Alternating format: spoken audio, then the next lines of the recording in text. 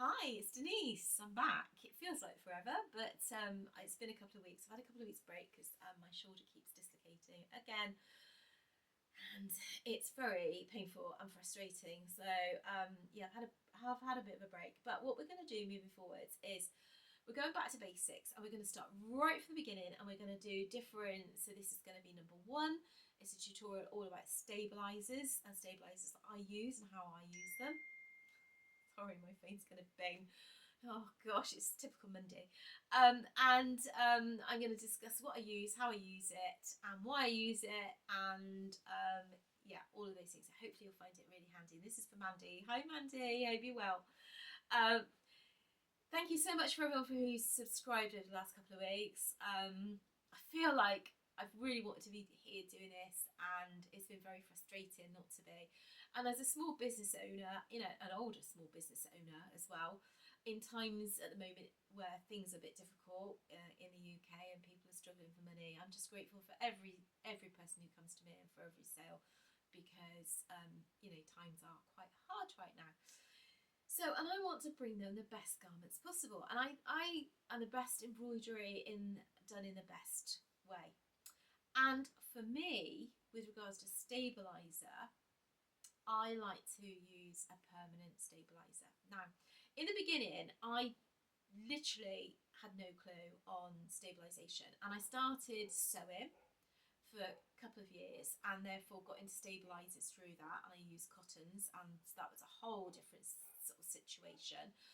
And I learned quite a lot through that. And what I would recommend is, instead of just randomly buying various rolls of stabiliser that you may well not use, like I did, there are packs you can buy off Amazon, and it can be sample packs of stabilizers, and I would suggest getting those and trying those until you find what fits with what you're doing, what works for you. That's a really, really good tip in saving you money in the long run, because I've got everything. I mean, rolls, I'm never going to use it. I don't know what I'm going to do with it. So that would have saved me a lot of money. I think I've made every mistake going, actually. So you might learn a lot from me from what I have done wrong. Um, so yeah, so I now buy the Madeira stabiliser, which is on a tall roll and it's medium weight, and it's because the hoop on this one's quite large, and therefore I can cut off a swathe of it and I can cut it in half and it will work on this bigger hoop. These are the smaller ones. These are okay for the smaller hoops, but they don't work on the bigger hoop. So since I bought this one, I've needed to have a much bigger size. I said I like permanent stabiliser. So, and the reason is probably different to what you would use in a commercial setting. In a commercial setting, time is money, and therefore using tearaway, it's easy. Put it on, take the garment off, rip it off, to the next one. It's quick. But if you're talking about, for me, that luxurious kind of really nice quality, then having a permanent stabiliser where you've got the softness and it just looks like it's finished nice and cut very nice. It's just, to me, that's quality. To me, that's quality. So, and also, which is the pink one, this one, I really don't like the noise of it. And it reminds me a bit, and this is going back, and some of you won't remember this, Isle toilet paper my gran used to have. Isle toilet paper. Oh, and it just makes me cringe even touch it. However, it does have its place, and for me, when I do towels, then I'm using tearaway, because you can't use permanent on towels. So it does have its place, and I do use it, but I hate it. I really don't like it.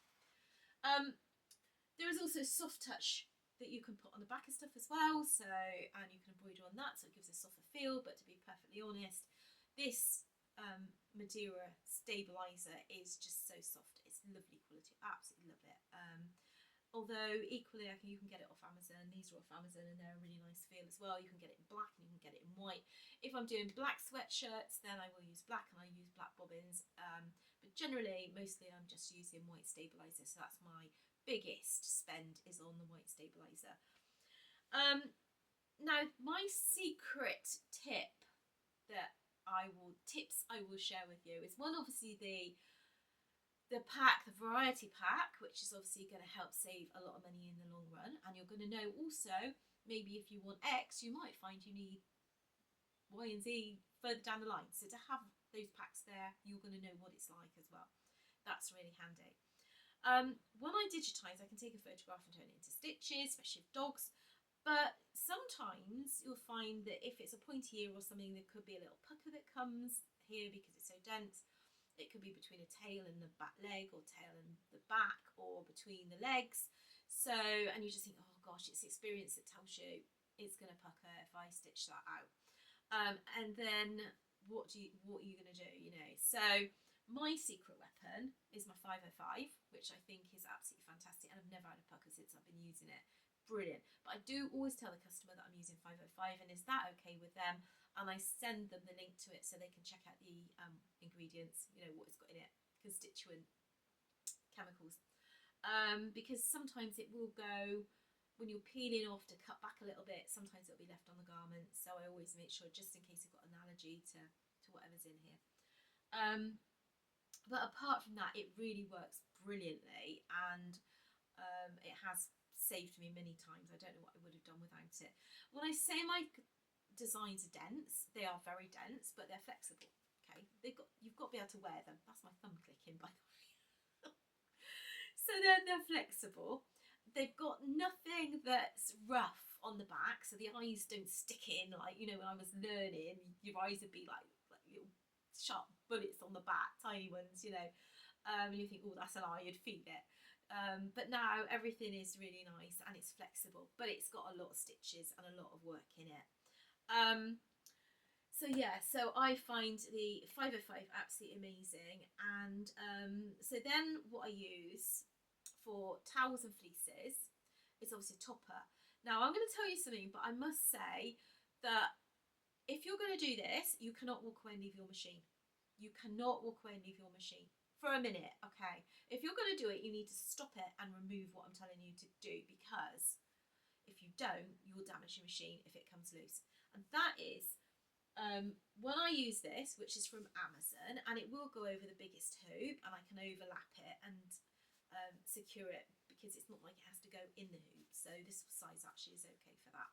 But I put a bigger piece and then I attach it around the edges of the outside of the hoop and onto the garment on the outside edge. I just attach it with some sewing clips or some small bulldog clips, because I have found that it can be stitching and then this will move and it will be up here, and then what we'll get is a bulky mess here, and then you'll have all this bit down here where it's gone up here where there isn't any, which the stitches will sink. Then this is all messed up that you'll think, how on earth am I going to get rid of all of that mess? And then it just ruins everything. You know, it takes ages to try and sort it all out. By holding it flat and making sure, unless you're standing over it and you keep making sure it's going to stay flat, the bulldog clips really help. As I say, if you leave the room, even for a second, you stop the machine and take it off, because if that comes off and goes under your needle, it's literally going to damage your machine. So you have to be really disciplined when using it. Once you take this off, because I was always like, how did you get it off? I'd be peeling it for ages. Now, you might have seen this. I didn't realise, well, I saw a YouTube video and it was absolutely amazing. I was so pleased. Sorry, the dogs are barking now. So what you do is you can pull off around the excess or cut off, and then you fold it up into a nice little ball, okay? You get a spray bottle. You get a spray bottle like this, put some water in it and a tiny bit of fabric conditioner. Spray the front of your garment and design. Again, ask your client if they're okay with fabric conditioner, because some people are allergic, so I think you just have to be transparent if you're doing sort of one-offs.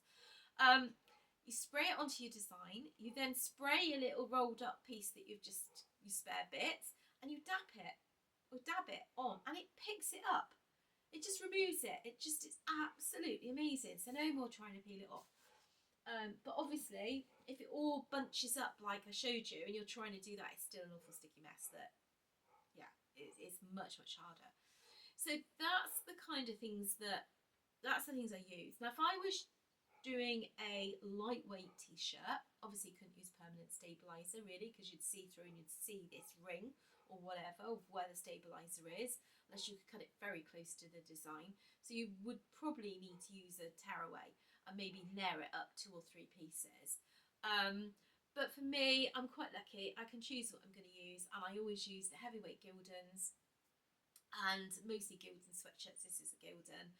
And when I cut this tearaway, so I usually hold the inside by the actual stabiliser and pull the garment, let it hang like this, and then I cut around, and then I turn it so that it's here, and I lift it, and then I do along here, and I turn it, because then you can see the garment falling away, and hopefully then you don't cut it. Because in the early days I wasn't quite sure how to do it, and I've actually cut through garments, and it's like, ugh. If you do mess a garment up, do not throw it away. What I do is I always use it for test pieces. So I'll cut it up into sections, and then I will embroider. And if I say this dog was, this is a client's dog, but it was one I digitised for us. So I've got Dachshunds, and I've done this before on several different things. In fact, I've got one here. Hold on a second.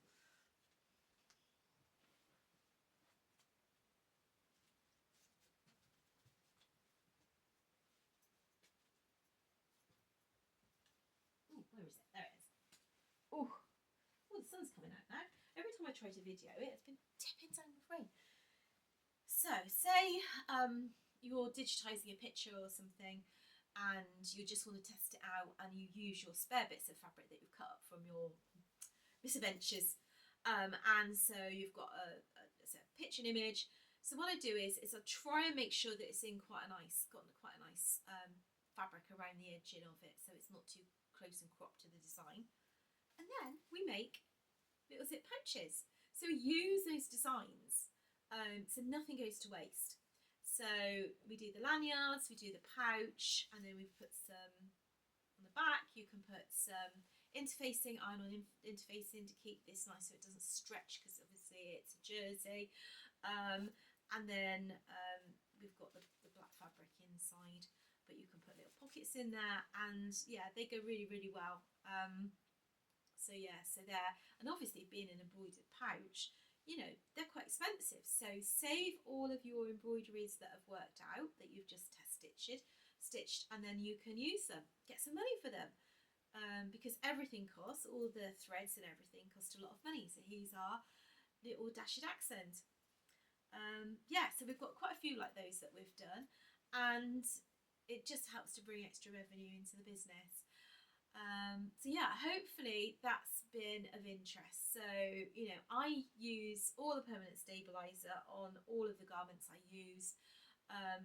Caps, sometimes it's tearaway, because people don't want the permanent inside the cap, and obviously on towels it's the tearaway. But yeah, I don't like it. I think the permanent looks a better quality. Just that, but this is all my feelings, obviously. But I am beginning to wonder with our products whether we are going to reprice them, because we don't make much money on it. And this design can take a whole hour on the machine, and it ties the machine up for an hour. So we can't do any of the other designs unless we put them on the VR. The VR can't do the size, so we're a little bit stuck. So I think we will be heading more to the luxury market, and rather than to making more and going for the lower market, the more affordable market, because we are kind of affordable with some of the things. However, I think we do sit better more in the luxury items, because we are a small business. We research everything that we do. We make sure everything works in the environment it's meant to work in, especially with our show products. And we do everything the long way. We don't do it for quickness and convenience. We do it for quality, for feel, for luxury, indulgence. We don't get the cheapest of the cheap sweatshirts. We go for the nice sweatshirts. We wear it all, and that's the thing. When I design something, I usually design it for me. I've got 6 dogs, so for me, everything has to work for what I want it to work for me. Because I've bought, and I don't know about you, but You know, you buy so much stuff, and how many times do you buy it and it like either breaks, just doesn't do what it says on the packet, you know, and it's just a disappointment.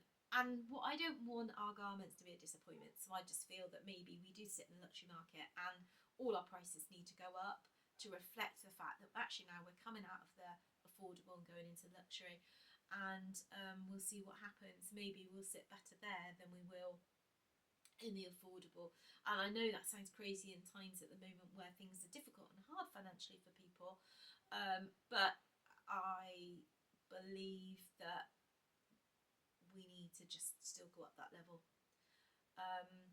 because they are all very considered garments and they're just made with love. They're what heart is in everything we do. It's what we say, heartfelt products. That's why we call ourselves heartfelt. And all that immersing of ourselves into things and our time and research and all of that that goes into a garment, I think we need to be making sure that's reflected in the price. So let you know how we get on with that as well. So the next video I'm going to do is threads, because getting this machine actually was a big eye-opener on threads as well. And I absolutely love my Happy Japan. I'd have a whole wall of them if I could. And maybe one day I will. So if you're looking at an embroidery machine, speak to Midwest Machinery. They do have sometimes the reconditioned second-hand machines, which is what this one was. They give brilliant customer service, and yeah, just absolutely amazing company. And I don't do paid promotions. I don't, you know, do any of that. This is all from my own experience of using something, and that's me. I don't talk about anything if I haven't used it a lot, and I actually believe in what I'm talking about. Okay, so no amount of money that somebody could pay me to endorse their product if I don't agree with it. Doesn't happen. You know. So hopefully that's really handy. So check in next week. We'll be doing another one on threads. If there's anything else you feel you'd like to know about stabiliser, because obviously I haven't covered everything. There's all different. There's tearaways, lightweights, midweights, heavyweights, and also the same with permanence, and then there's soft backings and all of this. The soft backings you could put onto a baby's garment. There are iron-on ones as well, although I have heard with some of the iron-ons a while back they would sometimes come off anyway. So you might want to test. I would say test. And if you've got your multi-pack, then you're not wasting a lot of money. You can test quite happily in a small layout of financially, and you can work out what is actually going to work. And what I do is when I do anything iron on, I stick it through the washing machine, I'll iron it, I'll put it through a washing machine, I'll tumble dry it, and then I'll try and peel that off to see how well it's adhered to as well. So yeah.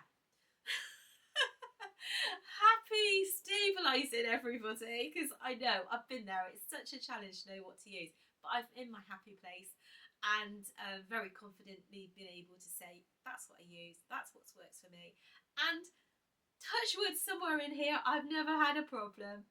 Anyway, take care everyone, see you next video, bye.